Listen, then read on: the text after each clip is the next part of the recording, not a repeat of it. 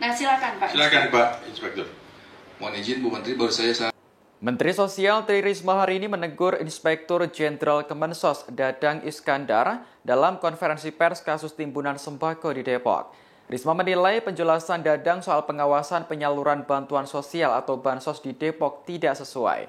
Dadang sebelumnya menyebut bahwa kecurangan bisa saja terjadi dalam penyaluran bantuan meski sudah diawasi oleh Kemensos. Awalnya, Dadang menjelaskan pengawasan penyaluran bansos yang dilakukan pada era Menteri Sosial Juliari P. Batubara sudah sangat ketat. Pengawasan diterapkan saat penyaluran bansos dari tingkat pusat hingga ke tingkat daerah.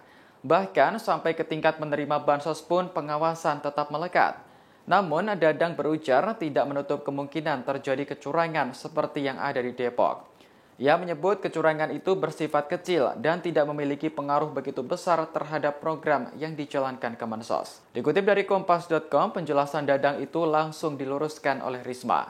Risma mengatakan seharusnya Dadang tidak menjawab mekanisme pengawasan yang dijalankan dari tingkat pusat hingga daerah. Menurutnya, Dadang seharusnya menjelaskan bukti apakah proses administrasi terkait pengawasan tersebut sudah berjalan dengan baik. Risma mengatakan apabila proses pergantian administrasi benar-benar diawasi, kemungkinan peristiwa penimbunan tersebut tidak terjadi. Sebelumnya, temuan sembako bantuan presiden yang terkubur di lahan kosong di Depok menggegerkan publik. Sembako berupa beras, minyak goreng, telur, hingga tepung terigu terkubur di kedalaman 3 meter. Berdasarkan informasi yang beredar, bantuan tersebut telah tertimbun sejak 2 tahun lalu.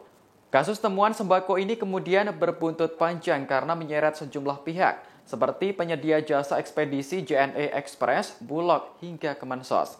Saat ini Polda Metro Jaya sudah membentuk tim khusus untuk menyelidiki kasus ini, termasuk soal dugaan adanya tindak pidana korupsi dalam penyaluran bantuan sosial.